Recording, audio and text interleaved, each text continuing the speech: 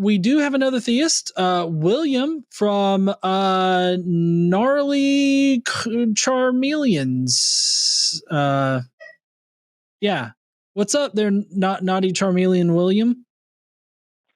Hey, how's it going? I appreciate you having me on again.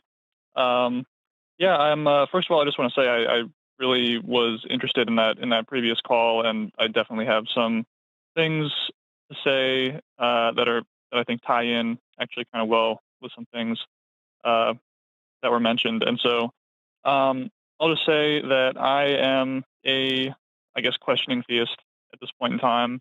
I'm kind of trying to go through, I guess, deconstruction would be the right word. Mhm. Uh, and I was recommended to go to Recovering from Religion. I had a nice 3 hour long conversation with the people on the line last night. And so, anyways, that brings me into the question that I have now that I want to ask you guys, which is this problem of you can't get an ought from an is was brought up in that phone call. And I guess the rundown of that I understood it is that just because, or you can't go from starting with a truth claim to deriving what you ought to do in response to that truth claim. And that really struck with me because a big part of my belief in God was this idea of objective morality and why we ought to behave certain ways. And for me, like it's a little bit difficult for me because I don't like the idea of behaving morally just because of God. The way that I always saw it was we ought to behave morally because that is what God wrote on our hearts, and we're kind of left to with that decision of whether or not we're going to follow through with that. And so obviously now I have a little bit of different opinions on that, but so anyways, baseline of my question is, if we can't get an ought from an is, then I'm just curious as to what should our reasoning then be to ought to behave morally, if that makes sense. It might sound like a silly, trivial question. I'm not saying I don't know why we shouldn't behave, but just from like a philosophical standpoint, I'm just curious uh, as to where that ought comes from, that we ought to Okay. behave morally. Right. Chad, do you want to take this first? Sure. I mean, I struggled with that question a long time. The idea of morality being done by some objective standard that, obviously I was taught was in the Bible. And if we just followed that, we'd be all good and everything. But as I started questioning why I believe what I believed, I came to the very uncomfortable conclusion that morality isn't necessarily objective at all. As a matter of fact, it's subjective even in its most objective form that was presented to me. The Bible's full of contradictions on how to behave in various situations. The Bible says, don't murder, and then, turns around and encourages murder, for example. So when I started seeing contradictions like that, I was just like, okay, so morality is pretty subjective no matter how you slice it. And when I was looking through other religions and other philosophies as well, all of it was just the opinions of men. And I actually heard an atheist one time, and I can't remember who, it's slipping my mind, but when I was doing my own journey through this, I remember one atheist bringing up the concept of harm reduction and saying, we all know what harm is. None of us likes to experience harm. So, why can't we just base our morality in trying to reduce, harm to others and to simply be, good social creatures and, interact with each other? That seems to be a pretty good basis to start with. And from there, I've looked into other things I know my friend Promise, who's on here, talks about, her morality being based on consent and that concept and everything too. And all these seem to be very beneficial. Like we as a species, we work best when we work together. Like right now, I'm talking on a box that's filled with a whole bunch of rocks that we tricked into doing math. Okay. And I'm talking to the whole world through this. Not one person did that. Like a whole bunch of people came together and cooperated and, worked toward a common goal. And we humans are awesome at doing that. And I feel like anything that reduces the harm that keeps us from, working together for the betterment of our species and our children and everything, I feel like, that's a good place to start from because it just simply benefits everyone. Yeah, Yeah, I I well, oh, sorry. sorry, William. One second. I want to piggyback off of the ought being very subjective, especially in Christianity, because I feel that Christianity has had a subjective morality from the very start. You were talking about certain scripture that talks about what you ought to do and everything like that, and in order to be a good person in the eyes of God or whatever. But that whole idea, if you think about it, it's changed over a long period of time. So even in Christianity, it's very subjective, like these oughts, like what you ought to do.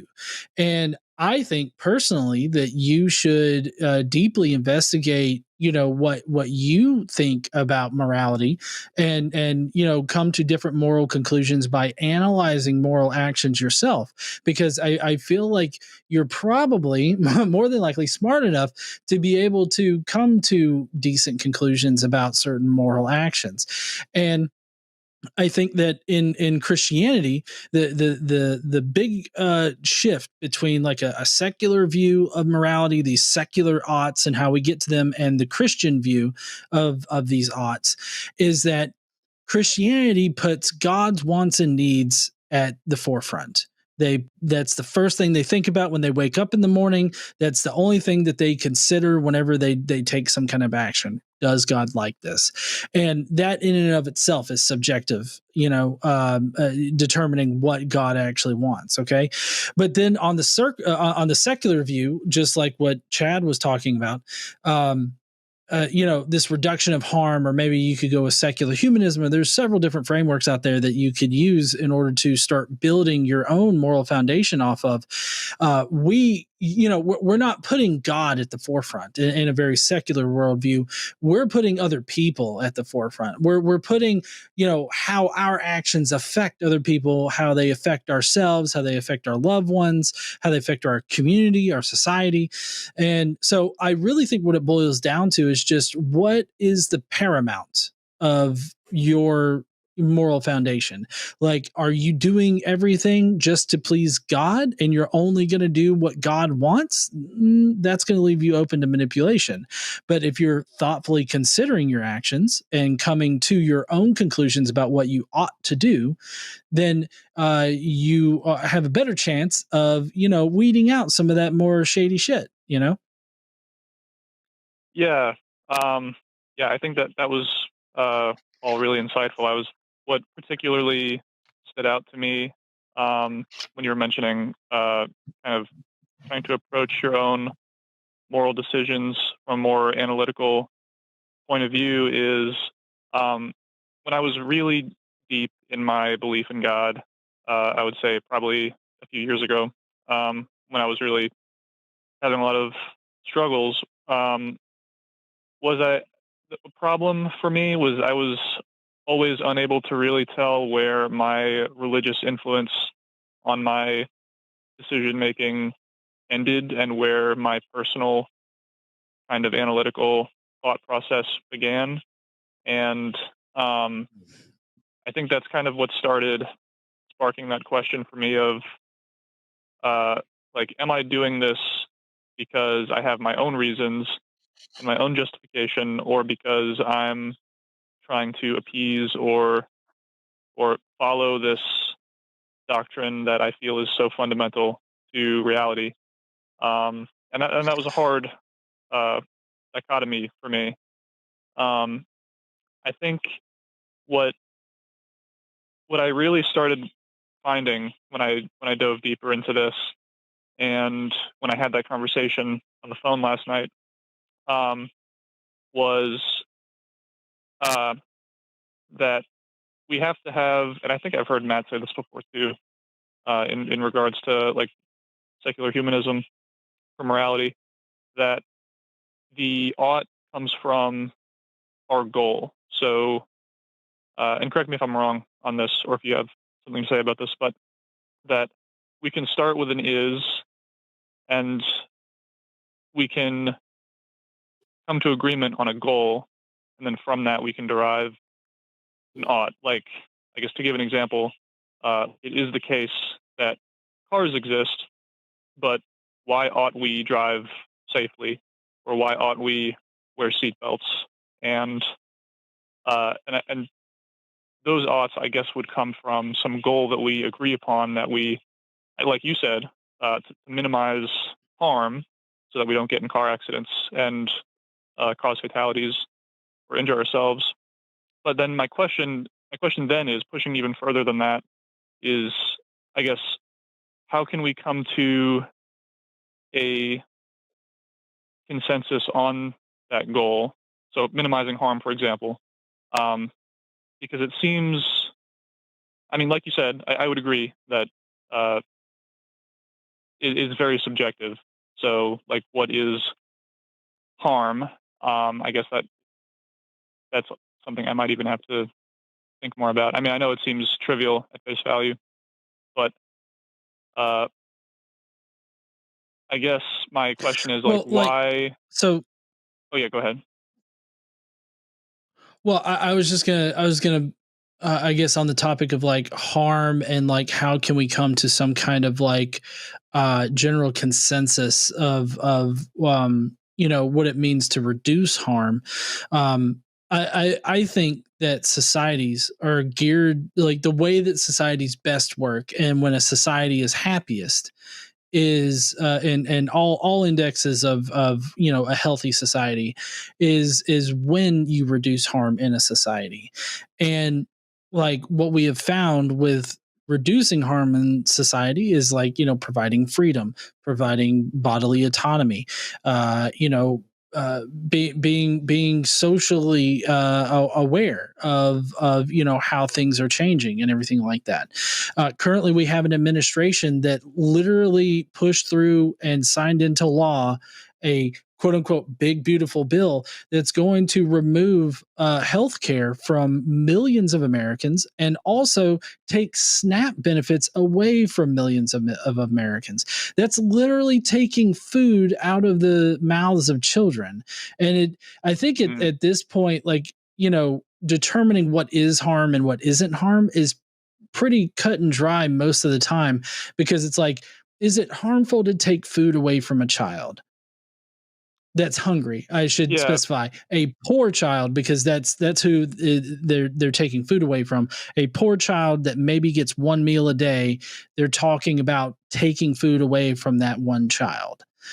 Like, that's obvious yeah, harm. And so like we ought to feed children. Like, one of the most ridiculous things that both my wife and I agree on, school debt, like school lunch debt, should not exist.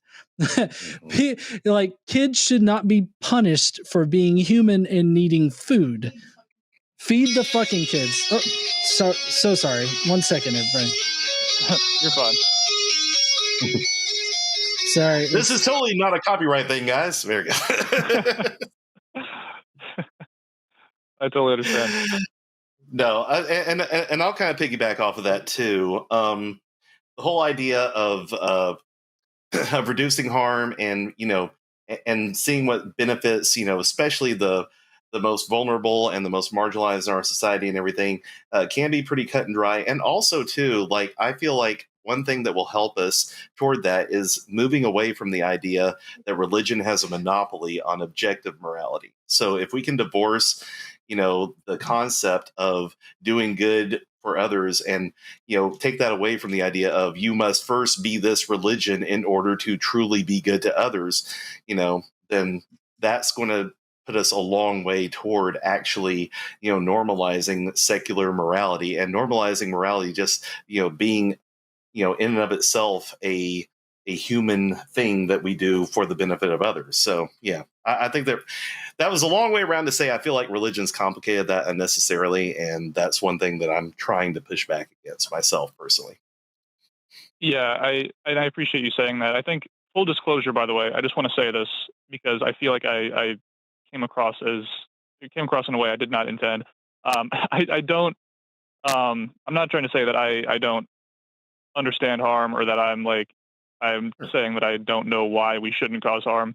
I just want to let that be known. But I guess what I was really pushing at is like this idea of, I agree that harm tells us that uh, you know, something is imminently threatening like our health, our safety, our lives. And so that is like a faculty that we all have, which I suppose could be seen as maybe some kind of intrinsic evidence that uh, that we ought not to do or cause harm or minimize harm. I think what my question like philosophically boils down to is then like why should we be here at all versus not be here?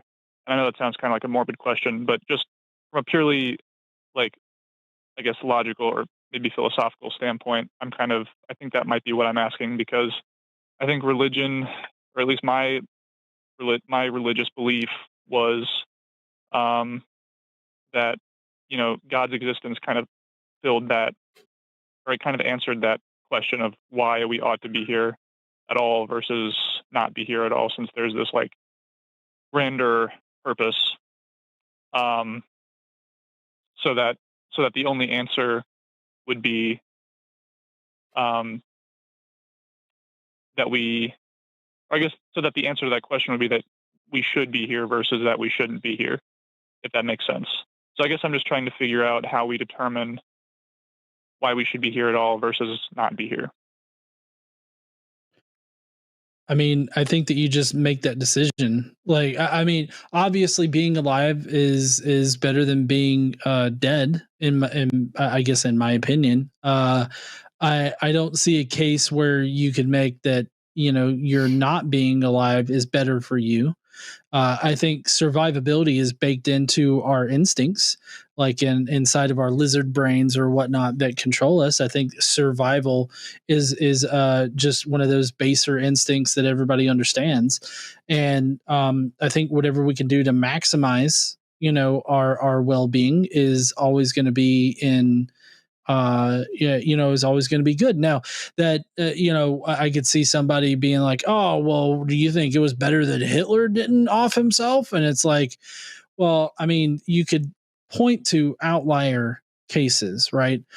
Of those situations of negative entities in our societies and everything like that. And we have ways of dealing with those kinds of entities, but I think in general, like as a general rule, surviving and living and maximizing well-being is going to be the best way to do it. And again, this is all totally subjective. I can't think of a compelling reason why you would disagree with maximizing well-being. Like that seems like it would be like a thing that you would want to do. I can't either. So Yeah. I don't think that you'd be. I can't imagine ever being convinced away from that. But like I feel like that's kind of the part of society is that if an entire society decides that not maximizing well-being is going to be the best option, I feel like eventually that society is going to fizzle out and die, and so the one that does maximize well-being is obviously going to flourish. So like I think that just on the evolutionary timescales that you're looking at well-being being selected for non-randomly. What are your thoughts, Chad?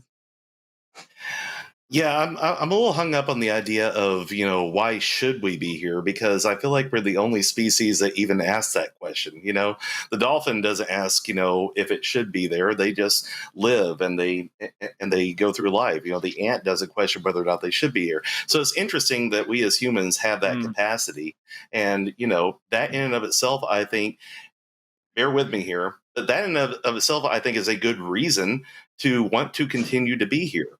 Like, we as humans, we have a very wonderful and varied existence simply because of our mental capacity, our capacity for abstract thought, our capacity to make our own reasons for existing. Like, to me, it's not a question of should I exist. The question is, I exist. What does that mean for me? And for me, that means making things better for others, living life the way I would like to, and like John said,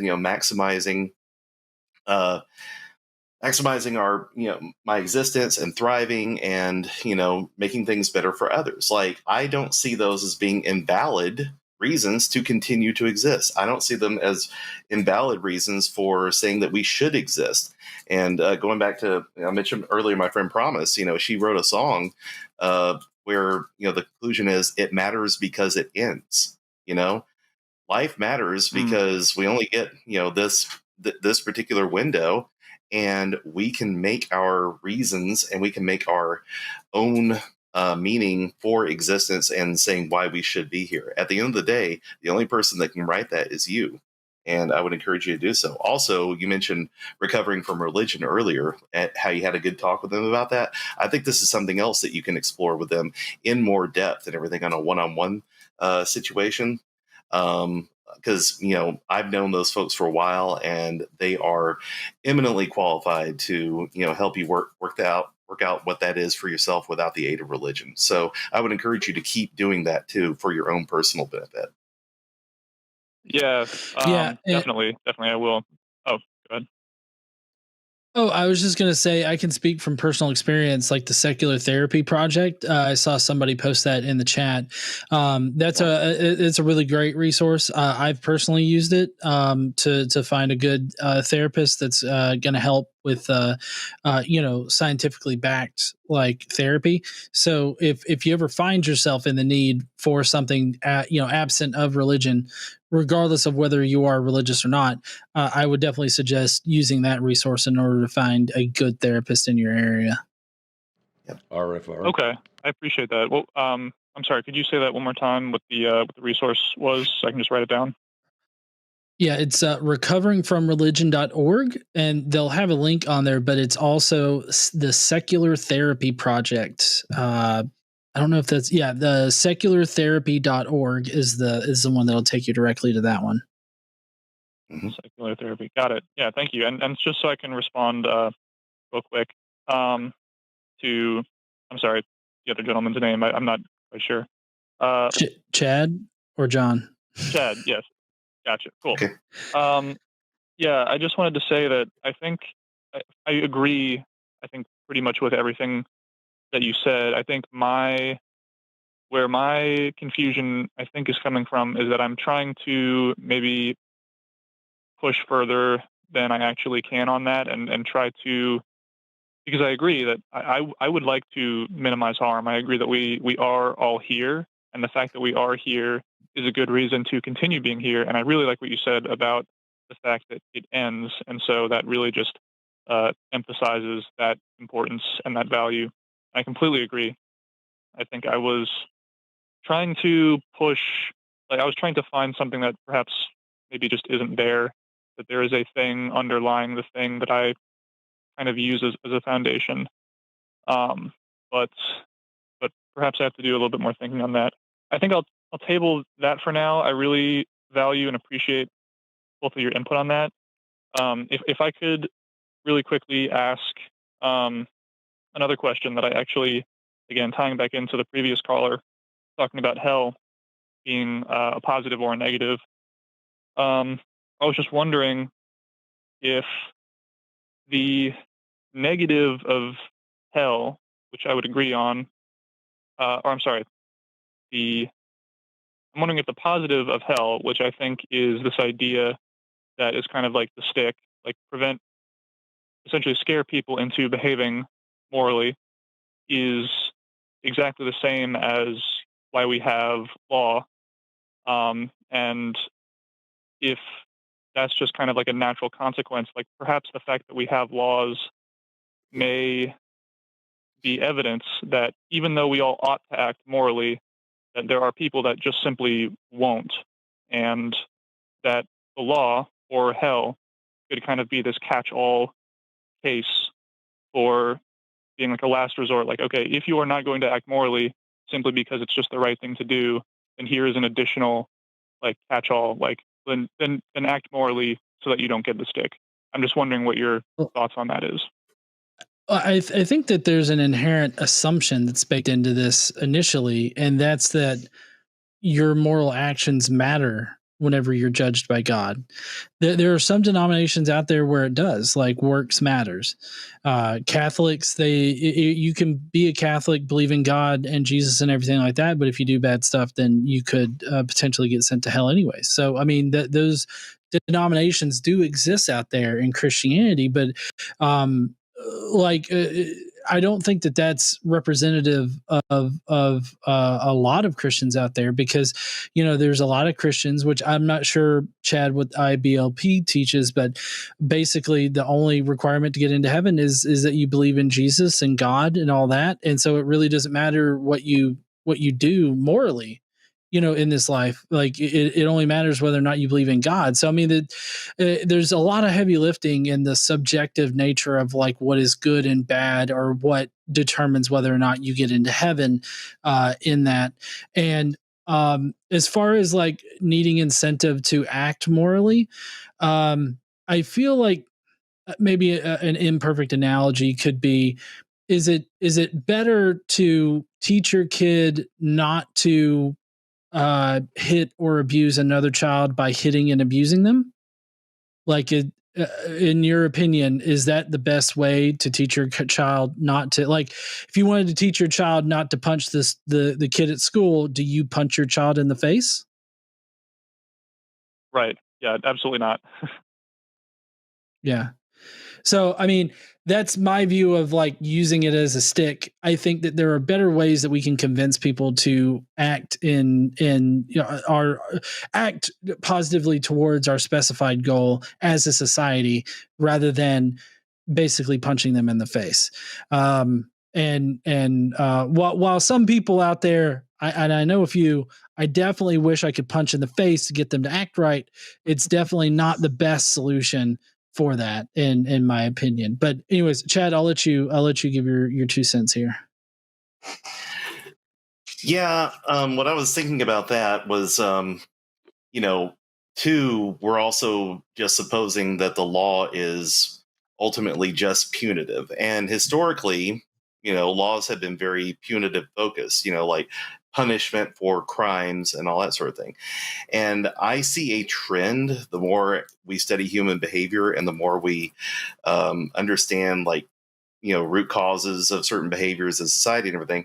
I see where some societies are moving toward a more restorative justice system, and maybe like a rehabilitation type way of addressing those wrong behaviors. And I feel like um, actually the whole reliance on religion and its focus on punitive measures rather than understanding and bringing that restoration, I think that's kind of holding us back a bit, actually, in like pursuing more progressive forms of behavior modification and correction. So I feel like I feel like it's less than like we get laws because of this concept of hell, and more like the concept of hell is preventing us from being where we could be as a society. But I am not a philosopher. That's just the trends as I see it. I see. Yeah. No, that's making a lot of sense to me. I'm glad that you said that. Um, and I'm still working through all of this as I'm like going through my old ideas. So yeah, this is really helpful to me. Um, yeah, I think I think I'll Okay. definitely check back into uh, recovering from religion. And thank you for that source earlier. Um, but I'm not sure I have any other further questions to add. I think that really kind of sums up what I wanted to ask. Unless you guys have anything further that you want to add to that. No, I don't got anything else. I really appreciate you calling in there, William. This has been a great call. And, you know, if you have any more questions, feel free to call in to any of the shows that we have here on the line, and feel free to ask. Well, you know, everybody here is more than willing to answer questions, especially for someone that's deconstructing. So feel free to call back in.